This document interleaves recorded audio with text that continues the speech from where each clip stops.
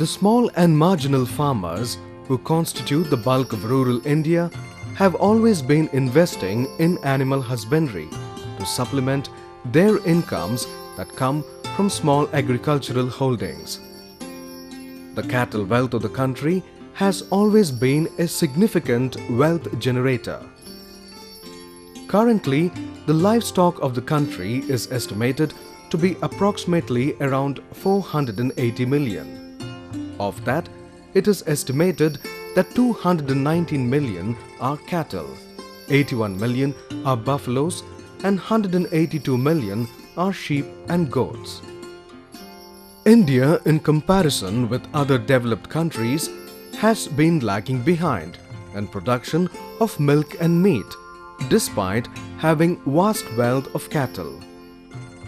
Scientific communities say that one of the main reasons for this low productivity has been lack of complete or integrated cattle feed. In our country, apart from grazing their cattle in the fields, farmers feed them with the straw of paddy, jawar, wheat, maize and bajra, besides other crop byproducts.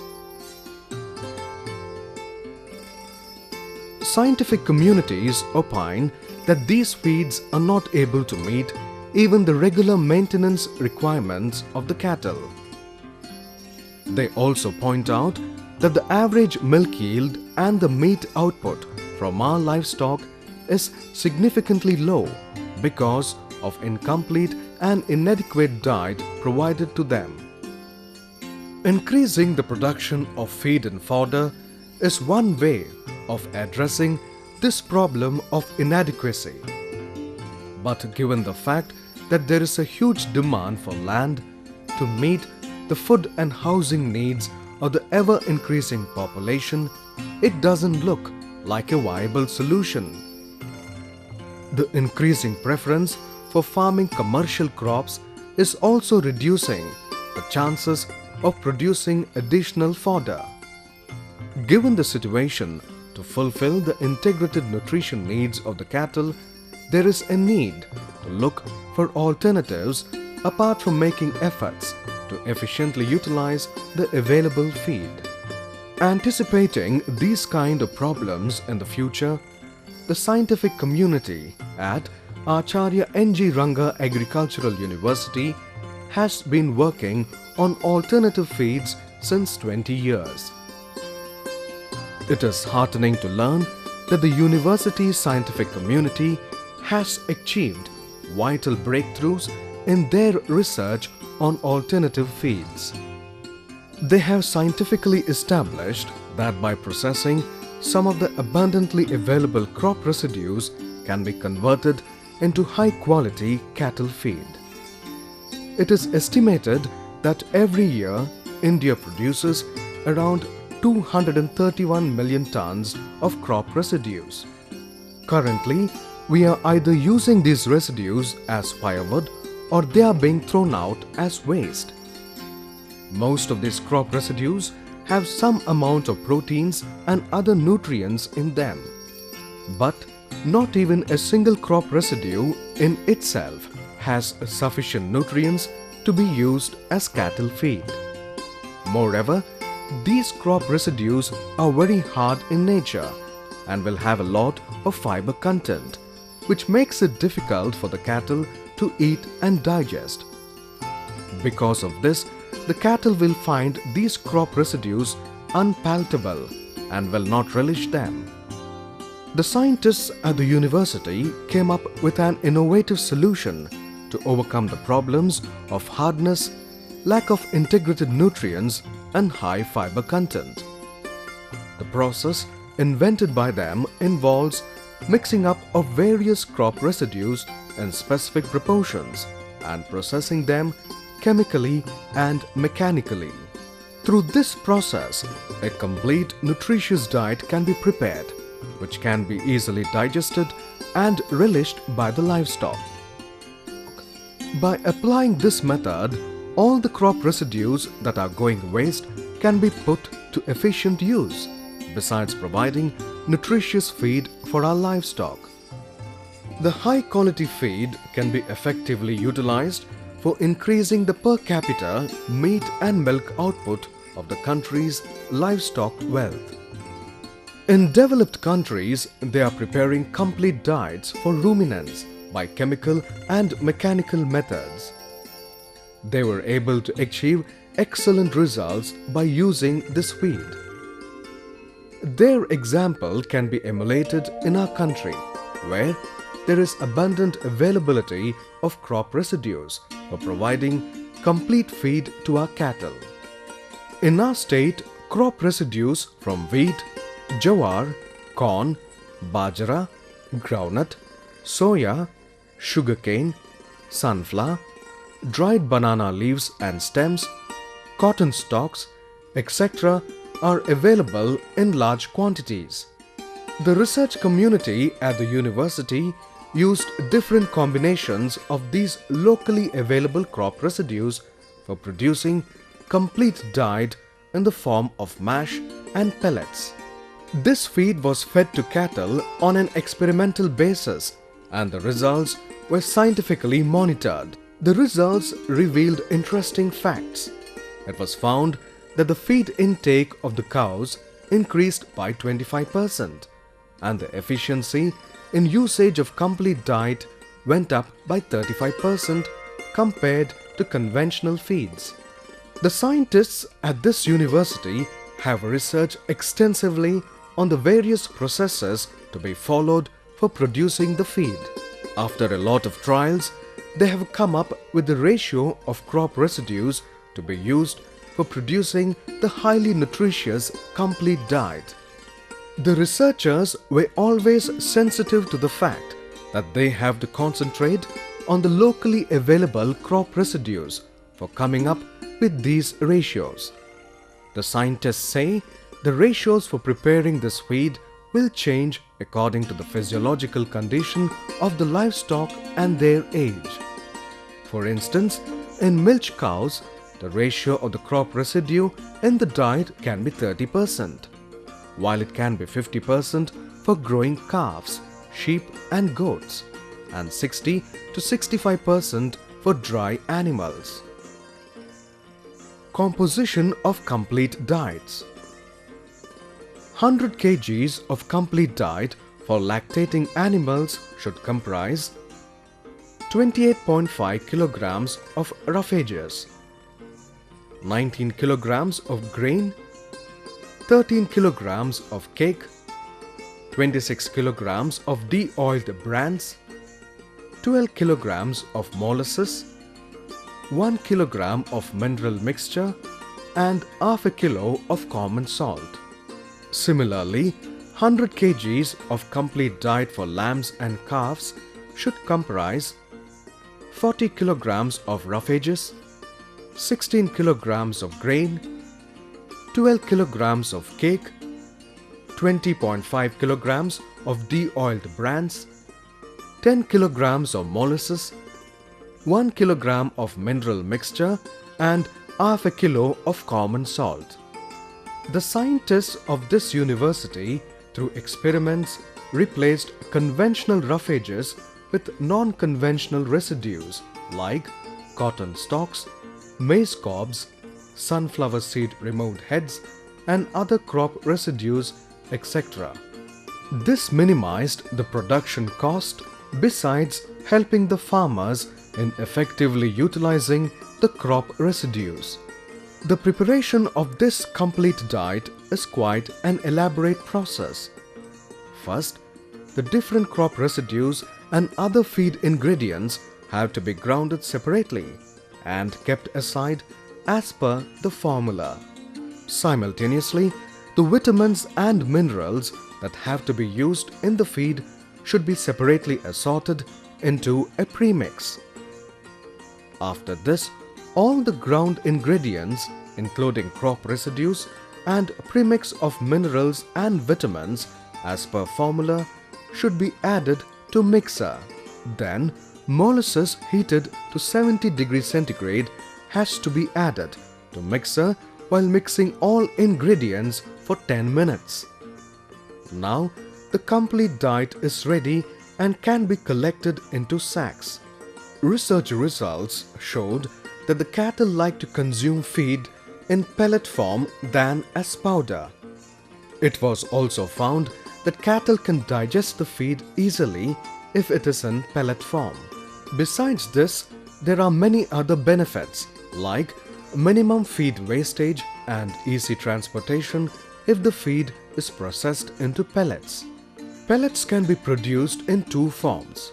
In the first method, mash in the hopper above the pellet mill will be conveyed into the conditioning chamber, where steam produced from the boiler will be added to condition the mash. By applying the steam at 97 to 98 degrees, the mash will be conditioned and will have 90 to 92 degrees centigrade temperature with 16 to 17% moisture. This mash will be extruded through a ring die with holes of different size. The pellets coming out of the die will have 83 to 85 degrees centigrade temperature with 14 to 15% moisture. They will be sent to pellet cooler and the cooled pellets will be collected into sacks. In the second method, mash will be reconstituted to get 17 to 18% moisture by adding required quantity of water into the mixer. Later, this mash will be sent to the hopper above the expander extruder, from which it passes through the screw, in which it attains 90 to 95 degrees centigrade by the time it comes out of the die openings. The pellets coming out of the expander extruder will then be cooled and collected into sacks. Research results at the university proved that pellets produced using the second method are more cost-effective compared to the pellets produced using the first method. Feed produced in these methods was fed to the livestock by the researchers in the university, and their growth was regularly monitored. The growth monitoring results showed that the daily weight of calves increased by 500 to 600 grams on using this feed. The study also came out with another interesting result. As a result of using this feed, the weight of sheep gained between 87 to 108 grams per day, and the weight of goats gained between 71 to 81 grams per day. When compared with conventional feed, the complete diet system decreased the feed intake also for kilograms gain decreased by 20% in sheep and 15% in goats. Similarly, cost of feed for kilograms gain decreased by 30 to 32% in sheep and 13 to 22% in goats. The researchers also say that Nellore breed sheep can be grown in sheds if this kind of feed is used. After experimenting in the university livestock farm, further experiments were conducted in the villages for validating the results. The villagers who tried this feed for their livestock expressed satisfaction with the results. గొర్రెలు కానీ మేకలు కానీ ఇదివరకు బయట మేపేది. దానివల్ల మాకు ఎక్కువ బాధ. ఇప్పుడు మేకలు మాత్రం బయట రానిస్తలేరు. కాబట్టి రాజేంద్ర నగర్ పశు వైద్య కళాశాల వారు ఒక దాన చూపించారు. ఆ దాన 6 నెలలు మేపి చూస్తే చాలా మాకు మంచిగా అనిపించింది. మేము తెచ్చినప్పుడు 12-15 కిలోల పిల్ల ఒక 3-4 నెలల వరకే దాని స్టేజ్ చాలా పెరిగిపోయి లాస్ట్కు మాకు 35 నుంచి 40 కిలో 38 కిలో 33 నుంచి 35-36 కిలోల వరకు వచ్చినాయి. ఆ పిల్లలు మేము బయట గొర్రెలు మందలేస్తే అవే పిల్లలు పుట్టి మాకు చాలా లాభం అనిపించింది. ఇప్పుడు మాత్రం మేము ఆ దానను మేమే తయారు చేసుకోవాలని మాకు ఎట్లయితే ఆ మిషన్ కానీ దాన్ని ఏమేమి కలపాలని మాకు దాన్ని సజెషన్ ఇచ్చి మాకు ఆ మిషన్ ఇవ్వాలని మేము వాళ్ళని కోరుతున్నాము. మేము తప్పనిసరి దాన్ని యూజ్ చేసుకొని బయట మాకు మేకలను కానీ గొర్రెలను కానీ రాయించే అవకాశాలు లేవు. రేపు బహుశా భూములు ఇబ్బంది అయిపోతుంది. మేము ఆ దాన పెట్టి ఇళ్ళని పెంచుకోవాలనుకుంటున్నాం. కాబట్టి మాకు దయచేసి అది మాకు ఆ పరికరాలు ఇచ్చి మాకు కొద్దిగా సజెషన్ ఇవ్వాలని మేము చాలా కోరుతున్నాం sir. This feed not only helps in increasing the weight of the calves, sheep and goats, but will also help in increasing cattle milk yield significantly. By feeding the cattle using feed produced with either 45% cotton stalks or 47.5% mixed grass as main component, the milk yield can be maintained at 6 to 8 kilos in crossbred cows and Murrah buffaloes. This type of feeding increased the milk yield by 11 to 23%, decreased the dry matter intake per kg milk yield by 35 to 37%, which resulted in reduction of cost of feed by 21 to 25% when compared to conventional type of feeding. Farmers who tried out this feed expressed immense satisfaction. మాకు పాడి పరిశ్రమ చాలా కాలం నుంచి ఉన్నది. అయితే మేము ఆ పాడి పరిశ్రమను మా పొలంలో ఉన్న పచ్చిగడ్డి కానీ, జొన్న గడ్డి కానీ, వరి గడ్డి కానీ ఇవన్నీ వేసుకొని మేము పాల ఉత్పత్తి చేసుకునే వాళ్ళము. మన రాజేంద్ర విశ్వవిద్యాలయం వాళ్ళు మనకు సమీకృత ఆహారం అనేది ఒకటి మాకు దానా లెక్క మాకు ఇచ్చేసారు వాళ్ళు.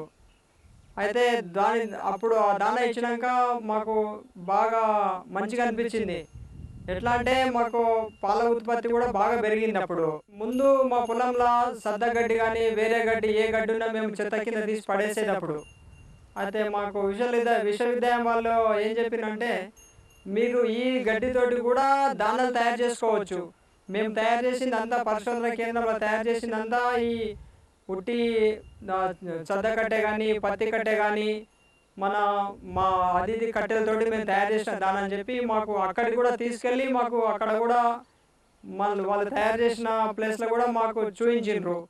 ఇక ముందు కూడా అలాంటి పాడి పరిశ్రమను అలా సమీకృత ఆహారం తయారు చేసుకొని ముందు కూడా మేము డెవలప్మెంట్ చేసుకుంటాము. ఈ దానా పశు వైద్య కళాశాల సాలరు రాజేంద్ర నుంచి వచ్చి ఈ దానా మాకు ఇచ్చి నుంచి చాలా లాభాలు వస్తున్నాయి. ఈ దాన ఏ ముందుకు మేము ఏ మేపాలో ఎట్లా తీయాలనో, ఈ దాన ఏ ముందుకు మాకు కాసుడు తిరుగుడు ఈ అంతా చాలా ఇబ్బంది ఉండే. ఈ దాని నుంచి సాలరు కాసుడు తప్పింది, ప్లస్ మాకు పాల దిగుబడి కూడా ఎక్కువ పెరిగింది. దీంతో లాభాలు కూడా ఎక్కువ వస్తున్నాయి, ఖర్చులు కూడా కొంచెం తక్కువ వస్తున్నాయి, చాలా తక్కువ వస్తున్నాయి. The cost of producing this feed is estimated to be around 400 rupees per quintal. Experts say that when the cost incurred on the feed is compared with the increased milk and meat yield, the benefits far outweigh the cost. Some farmers have adopted the innovative feed producing methods invented by the Acharya N.G. Ranga Agricultural University and benefited immensely. These scientists have also developed a machine that can be used at village level for preparing complete diets, utilizing the crop residues available with them. If all the farmers adopt these innovative methods, they will be able to better their incomes and their standard of living.